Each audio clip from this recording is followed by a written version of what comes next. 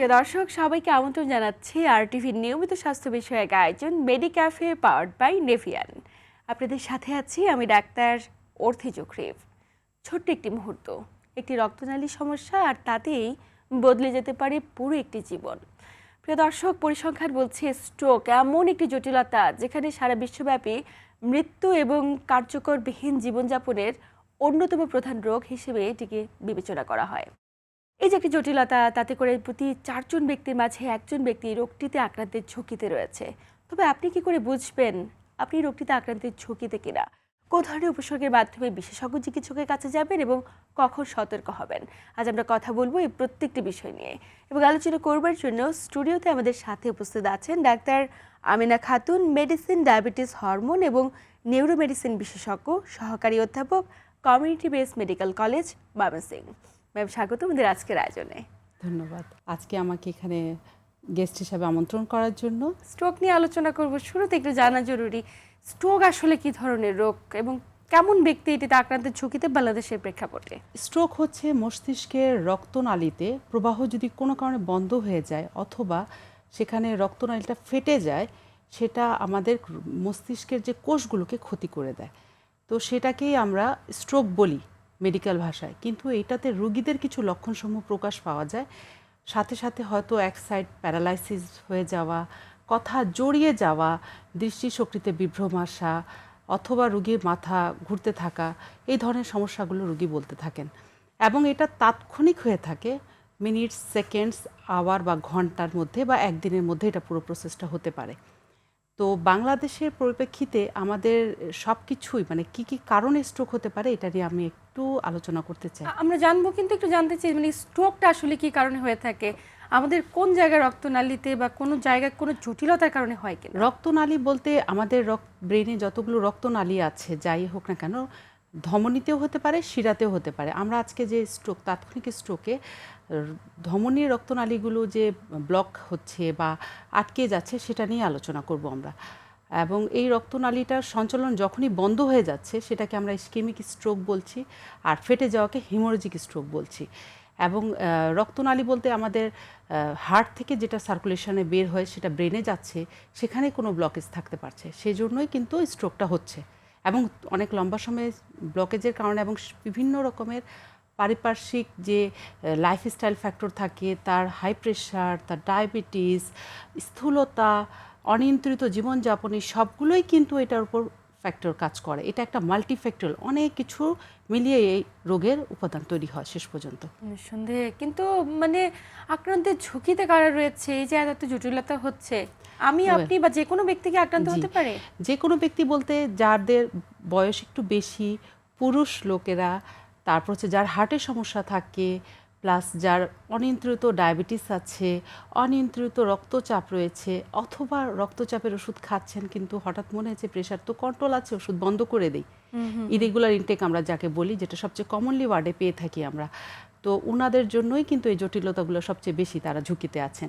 এছাড়া খাদ্যাভ্যাসের মধ্যে ফাস্টফুড জাতীয় খাদ্যাভ্যাস, বা বলতে পারেন অতিরিক্ত তেল, চর্বি জাতীয় খাবার, লাল মাংস প্রচুর পরিমাণে খাওয়া, এগুলো কিন্তু স্ট্রোকের ঝুঁকিকে আমন্ত্রিত করে। এবং পারিবারিক কিছু তো ঝুঁকি রয়েছে, পূর্বে থেকে যদি পরিবারের সদস্য, বাবা মা কারো থাকে, তাহলে অবশ্যই এটা হতে পারে তাদেরকেও।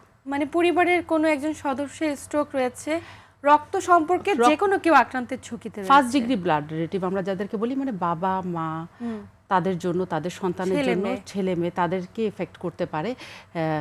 সেই ক্ষেত্রে আমরা আর্লি স্ট্রোক তাদের বেশি হয়ে যায়, সেই জন্য আর কি আমাদের একটু সচেতনতা রাখা লাগে। সেই সাথে কিছু রক্ত রোগ আছে যে কারণে স্ট্রোক হতে পারে, কিছু আমাদের অটোইমিউন ডিসঅর্ডার আছে সেটাতেও স্ট্রোক হতে পারে। কি ধরনের রক্ত রোগের কারণে স্ট্রোক হতে পারে? রক্ত রোগ যেমন আপনার পলিস্যাথিয়াম রুবিয়া ভেরা বলি আমরা, এটা সেখানে হতে পারে। সিকল সেলেরিমিয়া আছে, সেগুলোতে হতে পারে।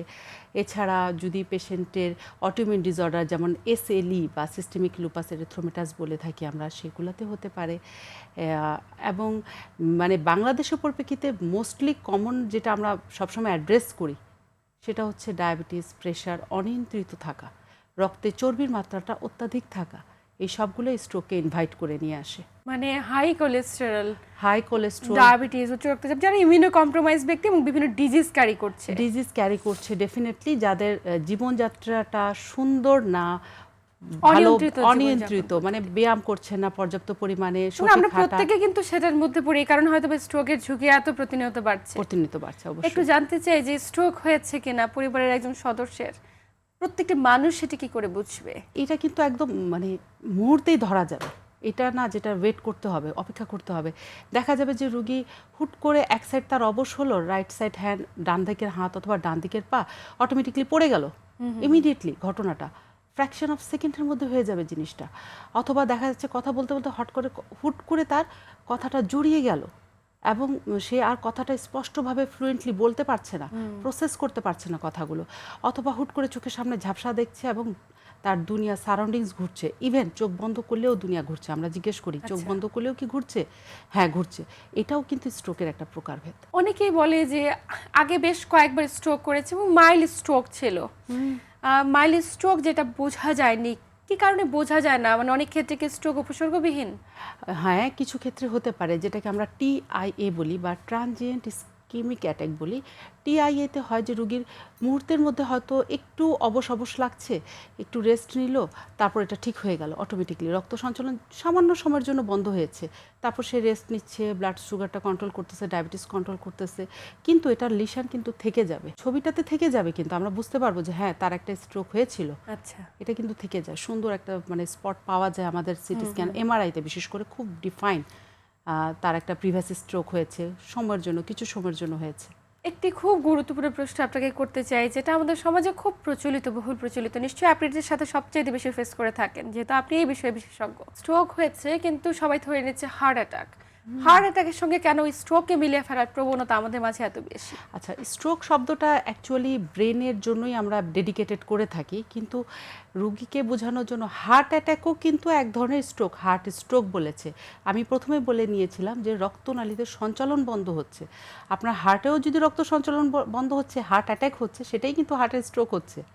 রুগীকে যখন সহজভাবে বাংলা ভাষায় কথা বলতে বোঝাই আমরা যে ব্রেনে, সেরকমই যদি আপনার হাতে একটা অংশে রক্ত সঞ্চালন বন্ধ হয়ে যাচ্ছে, সেটাকে আমরা পেরিফেরাল ভাস্কুলার ডিজিজ আমাদের মেডিকেল টার্মে বলছি, কিন্তু রুগীর জন্য হাতেরও এটা স্ট্রোক। মানে এই জায়গাটাতে রুগীরা অনেক মিসগাইডেড হয়, যখন স্ট্রোক করে বা এই ধরনের উপসর্গ থাকে, তখন তারা আসলে শনাক্ত করতে পারে না কোন বিশেষজ্ঞের কাছে যাবে, হৃদরোগ বিশেষজ্ঞ নাকি নিউরোমেডিসিন স্পেশালিস্ট। দেখেন, লক্ষণগুলোকে চিনতে হবে চট করে। নিশ্চয়ই। যখন হার্টের সমস্যা হচ্ছে, রুগীর বুকে ব্যথা হচ্ছে, কিন্তু যখন স্ট্রোকের সমস্যা হচ্ছে সেখানে কিন্তু ব্যথার কথা আসছে না, কিন্তু সেখানে অবশ হয়ে যাওয়ার কথা আসছে। মুখটা হঠাৎ করে একদিকে বেঁকে যাচ্ছে, রুগীর খাবারটা মুখে নিলেই চট করে পড়ে যাচ্ছে, বা তার চোখটা হুট করে বন্ধ হয়ে আসতেছে, কথা তোতলাচ্ছে, বা মুখে খাবার নিলে নাক দিয়ে বের হয়ে আসতেছে, এক সাইড অবশ হচ্ছে। একটা কর্মক্ষম ব্যক্তি সারাদিন বাসায় কাজ করেন, উনি হঠাৎ করে আসছেন রাইট হ্যান্ড, উনার রাইট হ্যান্ড নড়তেছে না, হাত দিয়ে বাড়ি মারছেন, হাতটাকে চিমটাচ্ছেন, কি হলো দেখো তো, খুব পেরেশান অবস্থায় থাকেন। দ্যাট ইজ দ্যাট পয়েন্ট দ্যাটকে আপনি স্ট্রোকে আক্রান্ত হয়েছেন, এবং হঠাৎ জিনিসটা হুট করে একজন ব্যক্তি এই ধরনের বিষয়ে আক্রান্ত হয়ে গেল, সেটা হতে পারে কর্মস্থলে, হতে পারে কোনো ট্রাভেলে, হতে পারে বাসায়, যে কোনো জায়গায়। কিন্তু প্রশ্ন চলে আসে যে আমরা কেন স্ট্রোকের রোগীদের ক্ষেত্রে যখন আক্রান্ত হয় সময়টাকে অত্যন্ত গুরুত্বপূর্ণ বলি? এটা একটা খুবই ইম্পর্টেন্ট কোশ্চেন আপনার অর্থে। টাইম ইজ ব্রেইন, আমরা অনেকে বলি টাইম ইজ মানি, কিন্তু আমরা বলি টাইম ইজ ব্রেইন। আপনি যত দ্রুত আক্রান্ত ব্যক্তিকে হসপিটালে নিয়ে আসবেন, দ্রুত আমরা শনাক্ত করব MRI অথবা সিটি স্ক্যানের মাধ্যমে, যেটা ইসকেমিক মানে রক্ত প্রবাহ বন্ধ নাকি রক্তক্ষরণ হচ্ছে ওখানে ভিতরে, এটা দেখার পর আমরা ইমিডিয়েট ট্রিটমেন্ট দিই, ম্যাজিক্যাল ট্রিটমেন্ট। এটা এখন মানে বিভিন্ন গাইডলাইনে চলে আসছে যে ইসকেমিক স্ট্রোকে চট করে ওষুধ খাওয়ালে এবং কিছু প্রসেস আছে সেটা করলে রুগী কিন্তু 24 ঘন্টার মধ্যে দাঁড়িয়ে যায়। মানে স্ট্রোকেরও ধরন রয়েছে, অনেক রকমের ধরন। আমরা ধরন সম্পর্কে জানবো, কিন্তু তাৎক্ষণিকভাবে মানে পরিবারের সদস্যদের কি ধরনের পদক্ষেপ নেওয়া জরুরি? পরিবারের সদস্যদেরকে আমার মেসেজ, প্লিজ মুখে কিছু খাওয়াবেন না ইমিডিয়েটলি, কারণ উনি খাবার মানে কোন অংশটুকু আক্রান্ত হয়েছে শরীরের আপনি ধরতে পারবেন না। অতএব আপনি জোরাজুরি করে কিছু খাওয়াইতে গেলেন, কোনো পানি খাওয়াইতে গেলেন, চট করে ওটা লাংসে চলে যাবে এবং একটা মারাত্মক ঝুঁকি সম্মুখীন হতে পারে। সেটা জটিল নিউমোনিয়া বলি আমরা, জটিল নিউমোনিয়া হতে পারে, শ্বাসকষ্ট হয়ে যেতে পারে, রুগী হঠাৎ করে মারা যেতে পারে। এই জন্য ইমিডিয়েটলি কিছু খাওয়াবেন না প্লিজ, কিছুই খাওয়াবেন না, পানি পান করাবেন না। আপনার যদি বাসা থেকে হসপিটাল দূরে থাকে, হাফ অ্যান আওয়ার, আধা ঘন্টা, 1 ঘন্টা বা 12 ঘন্টা কিছু হবে না। এই 12 ঘন্টা না খাইলে রুগীকে মানে এই 12 ঘন্টা একদম না খাইয়ে রাখবে, পানি পর্যন্ত না, দরকার নাই। মানে পানি কি কারণে না খাওয়ানোর পরামর্শ কারণ দিচ্ছে, কি জটিলতা হয়? রুগী যখন পানি খাবে ওর যে জিহ্বাটা নড়বে, যেটা আমাদের কথা বললে বা শ্বাসনালীটা খুলে কখনো খাদ্যনালীটা খুলে, এটা কিন্তু সুন্দর একটা মেকানিজম যে আমি যখন পানি খাচ্ছি তখন আমার পানির নালীটা খুলতেছে, যখন আমি শ্বাস নিচ্ছি আমার শ্বাসের নালীটা খুলছে। রুগী যখন ওনার স্ট্রোকের ওই সময় ব্রেনের এমন একটা কন্ডিশন তৈরি হয়, রুগী কিন্তু গেলাটাও পর্যন্ত ভুলে যায়। দেখা যায় যে সেটা খাদ্যনালীতে না যায়, শ্বাসনালীতে চলে যাচ্ছে। ল্যারিংস নামের একটা জায়গা আছে খাদ্য শ্বাসনালীতে, ওখানে গেলে তো সিভিয়ার চোকিং হয়ে যাবে রুগীর। এটা আমি মানা করি এবং আমাদের সবাইকে ইনস্ট্রাকশন থাকে যে আপনারা এটা করবেন না। জাস্ট রুগীকে বাম পাশে কাত করান, শান্ত হন, নিয়ে হসপিটালে চলে আসেন, আমরা ইমিডিয়েট চিকিৎসা দিব। এখন বাংলাদেশে তো প্রচুর চিকিৎসা, বিভিন্ন জায়গায় হসপিটাল, প্রচুর, প্রত্যন্ত অনেক অঞ্চলে আছে। আমরা চিকিৎসা পদ্ধতির সুবিধা কি রয়েছে আমরা জানবো কখন চিকিৎসা করা উচিত, কিভাবে শনাক্ত করেন। তবে সময় হচ্ছে একটি ছোট্ট বিরতি নেবার। প্রিয় দর্শক, আপনারা দেখছেন RTV নিয়মিত স্বাস্থ্য বিষয়ক আয়োজন মেডিক্যাফে পাওয়ার্ড বাই নেভিয়ান। আয়োজনের এই পর্যায়ে নিচ্ছি ছোট্ট একটি বিরতি, সাথেই থাকুন।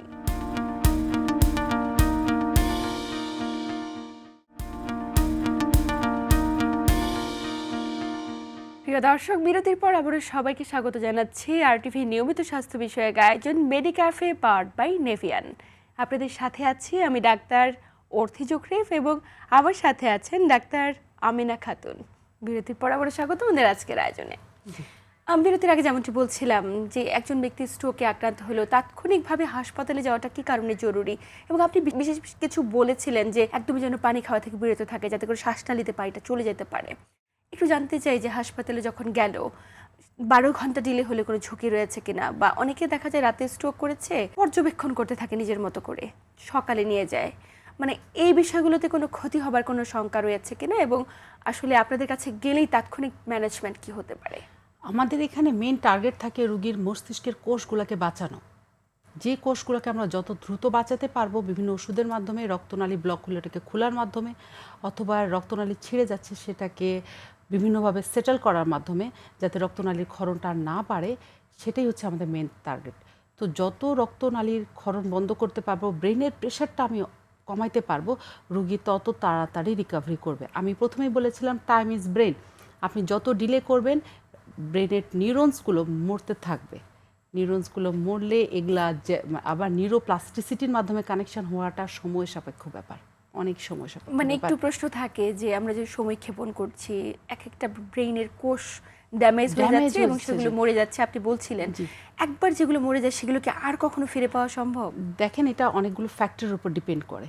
আমি বলবো না যেটা কোনোদিন বেঁচে ওঠে না, আমি বলবো না যেটা পুরোপুরি মরে যায়। এটা ডিপেন্ড করে রুগীর যে কী কী ফ্যাক্টরের কারণে কী কী মানে রিস্ক ফ্যাক্টর ছিল বা যার কারণে তার স্ট্রোকটা হলো, সেগুলোকে আমরা কতটুকু ফিরাইতে পারছি। যেমন ধরেন কেউ বয়স্ক মানুষ, আমি তো তার বয়স বদলাতে পারবো না নিঃসন্দেহে, কিন্তু যার ডায়াবেটিস আছে তার ডায়াবেটিসটা টাইট কন্ট্রোল করলাম, কম বয়স আছে, সে অ্যাক্টিভ লাইফস্টাইলে ফেরত আসলো, নিউরোপ্লাস্টিসিটি হতে পারে। সেক্ষেত্রে রুগী অনেকটাই রিকভার করে ফেলে, সবটুকু না করলে অনেকটাই করে। এবং যত দ্রুত আপনি হসপিটাল, আপনি সময় নষ্ট করার দরকার নাই। ক্লিনিক্যাল প্র্যাকটিসে একটু ছোট্ট উদাহরণ দেয় যে রুগীর যেটা আমরা প্রতিনিয়ত যাই, রুগীরা কবিরাজের কাছে যান, একটা তেল মালিশ করেন, একদম তেল মালিশ করে যাকে চেপচাপা করে ফেলেন, মনে করতেছেন যে এখানে রক্তটা। অ্যাকচুয়ালি ঘটনা তো হাতে না, ঘটনা তো হয়েছে ব্রেনে। আপনি ব্রেনে তেল মালিশ করছেন বা হাতে তেল মালিশ করছেন, ইটস নট এ ফ্যাক্টর। এটা এখানে এভাবে হবে না, এটা হচ্ছে না। এটা একটা সায়েন্টিফিক প্রক্রিয়া, সৃষ্টিকর্তার অদ্ভুত সৃষ্টি। এটা ওই জায়গাটাতে আমাদের কাজ করার সুযোগ দিয়েছে সৃষ্টিকর্তা, যে আপনি ওই জায়গাটায় কাজ করে ফেলবেন।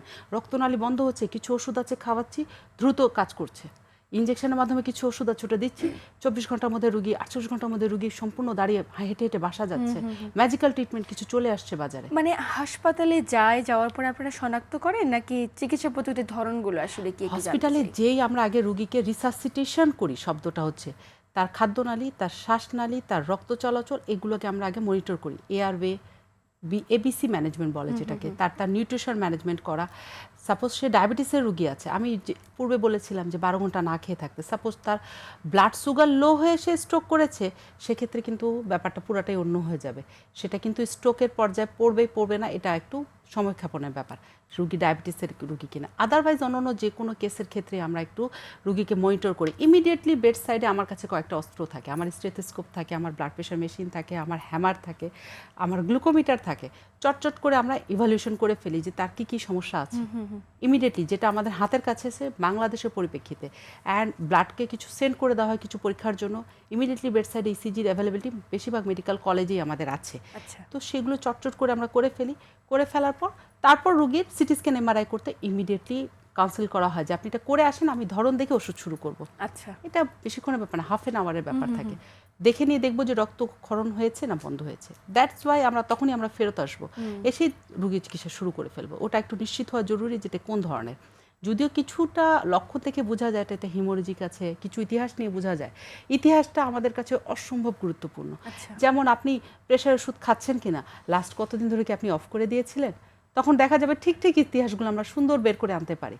যে রুগীর সাথে আমি আরেকটা পরামর্শ দিই, যে রুগীর সাথে ঘটনার দিন ছিল বা 2-3 দিন ধরে রুগীকে টেক কেয়ার করছিলেন, তারা আসবেন প্লিজ, তারা আসবেন, তাদের সাথে আমাদের কথা হবে। কারণ রুগী ওই অবস্থা থাকে না যে উনি সব কথা সুন্দর করে বলতে পারবেন। আপনাকে দরকার আমার, আপনি আসেন, আপনি রুগীর তথ্যগুলো দেন, কি মেডিসিন খাচ্ছে, না থাকলে ছবি তুলে নিয়ে আসেন, যে সময় ঘটনা ঘটছে সেটার ছবি তুলে নিয়ে আসেন। এখন অ্যান্ড্রয়েড ফোন সবার হাতে আছে। আপনি প্রিভিয়াসলি কোনো ডক্টর আপনাকে সাজেস্ট করছে সেটা ছবি তুলে রাখেন মোবাইলে, ওরকম একটা ইনফরমেটিভ লোক থাকবেন।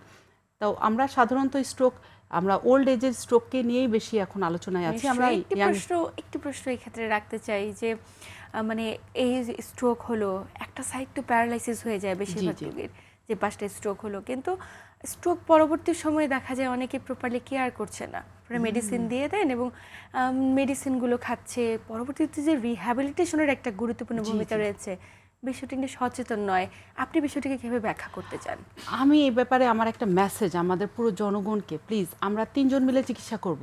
এক আমি, এক আপনি, এক আমার রুগী, 3 জনের প্রচেষ্টা থাকবে এখানে এবং উপরওয়ালার সহায়তা। আমরা রুগীর ওষুধ লিখে দিচ্ছি, ওষুধ যেমন টাইমলি খাওয়াইতে হবে, রুগীকে ফিজিওথেরাপি দিতে হবে। আমি রুগীকে বুঝাই, দেখেন ওনার এই হাতটা যে প্যারালাইসিস হয়েছে বা পাটা হয়েছে, উনি ভুলে গেছেন যেটা তার অংশ, ব্রেনটা ভুলে যাচ্ছে। আমরা এভাবে বোঝানোর চেষ্টা করি। এটা ছোট বাচ্চাকে যেভাবে আমরা ব্যায়াম শিখাই, ব্যায়াম করি, ঠিক সেভাবে তাকে 2 আওয়ারলি, 6 আওয়ারলি, 6 ঘন্টা পরপর বা 8 ঘন্টা পরপর আপনি ব্যায়াম করেন, জায়গাটাকে ব্যায়াম করেন, রুগীকে হাঁটানোর চেষ্টা করেন। যদি তার পিছনের ব্রেন অংশটুকু না নষ্ট হয়ে থাকে, আমরা রুগীকে রিহ্যাবিলিটেশনের মধ্যে স্পিচ থেরাপি আছে, সেটা শিখিয়ে দিই। কোন কোন স্পিচ থেরাপি দিলে রুগীর কথার জড়তাটা পরিষ্কার হবে। আমরা শিখিয়ে দিই তার হাতের ব্যায়ামের ধরনগুলো, যে এই ব্যায়াম করবেন, রুগীর হাতের শক্তিটা অনেকাংশেই ফেরত পাবেন, অনেকাংশে ফেরত পাওয়া যাবে। তারপর হচ্ছে তার যত্নতে। আর যে রুগী পুরোটাই বেড রিডেন হয়ে গেছেন, আমি আল্লাহর কাছে দোয়া করি আল্লাহ ওনাদের পরিবারকেও ধৈর্য দেখ এবং কেয়ার গিভারদের আপনারাও চিকিৎসা নেবেন, কারণ আপনারাও মানসিকভাবে অনেক ভেঙে থাকবেন। শুভকামনা প্রত্যেকটি রোগীর প্রতি। আমরা কখনো চাই না একদম বেড রিডেন হয়ে যায় রোগী।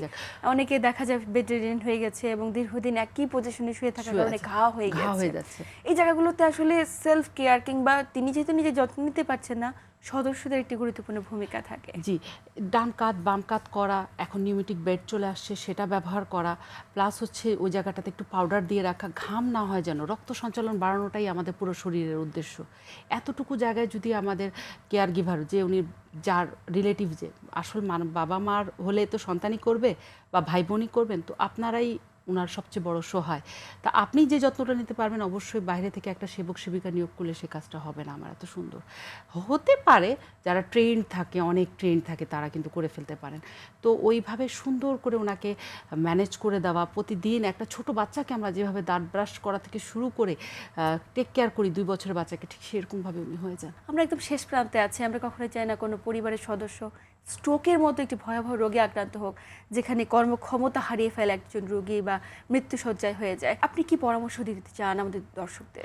আমি পরামর্শ দিতে চাই যে আপনারা নিয়মিত হেলথ চেক আপ করবেন। হেলথ শপিং বলে একটা শব্দ আমি মনে করি, যে এত কয়েক হাজার টাকা খরচ করলে, কয়েক হাজার জায়গা ভেদে একটু প্লাস মাইনাস হতে পারে, যে আপনার শরীরে রক্তচাপ কেমন আছে, আপনার ব্লাড সুগার কেমন আছে, আপনার লিপিড প্রোফাইল বা রক্তের চর্বির মাত্রা কেমন আছে, আপনার একটা ইসিজি কেমন আছে, একটু দেখা খুবই প্রয়োজন। একটা সিবিসি, এগুলো দেখলে আমরা একটা পূর্বে থেকে একটু বুঝতে পারি যে আপনি সামনে কতটুকু ঝুঁকির মধ্যে আছেন। থাকলে তো চিকিৎসা করব, চিকিৎসা হলেই তো আপনার জিনিসটা ইমপ্রুভ হয়ে যাবে না। এতটুকুই আমি চাচ্ছি। আর ঘটনা যদি ঘটে যায়, অপেক্ষা করবেন না, কোনো কবিরাজের কাছে না, নিজে থেকে কোনো রকম মিথ আছে, বিভিন্ন রকম ইউটিউবে চালু আছে, সেগুলা থেকে দূরে থাকবেন এবং অবশ্যই বিশেষজ্ঞ চিকিৎসা নেবেন। নিঃসন্দেহে অত্যন্ত চমৎকার বলেছেন, একদম শেষ প্রান্তে। আপনাকে আন্তরিক ধন্যবাদ। ধন্যবাদ অর্থী গুরুত্বপূর্ণ আপনাকে। তথ্য এবং পরামর্শের মাধ্যমে প্রত্যেকটি দর্শককে উপকৃত করবার জন্য ধন্যবাদ অর্থী আপনাকে। প্রিয় দর্শক, এই ছিল আমাদের আজকের আয়োজন। যেমনটি বলছিলেন আমাদের বিশেষজ্ঞ চিকিৎসক, অবশ্যই আপনার স্ট্রোক হয়েছে কিনা বা আপনার পরিবারের কোনো ব্যক্তি স্ট্রোকের উপসর্গে ভুগছে কিনা, যে উপসর্গগুলো নিয়ে এখন এতক্ষণ আলোচনা করা হলো, তার কোনো একটি যদি উপস্থিত থাকে, প্রত্যেকটা সেকেন্ড ইম্পর্টেন্ট, তাৎক্ষণিকভাবে বিশেষজ্ঞের চিকিৎসকের কাছে যান। এবং আমাদের দেয়া আজকে সবচেয়ে গুরুত্বপূর্ণ মেসেজ, স্ট্রোকের উপসর্গ থাকলে মুখে কোনো কিছু, শুধুমাত্র পানিও খাওয়ানোর চেষ্টা করবেন না। বিশেষজ্ঞ চিকিৎসকের কাছে যান, শনাক্ত করুন এবং সেই অনুযায়ী সঠিক চিকিৎসা গ্রহণ করুন। প্রত্যেকে সচেতন থাকুন। সবাইকে আন্তরিক ধন্যবাদ। সবাই ভালো থাকুন, সুস্থ থাকুন এবং RTVর সাথেই থাকুন।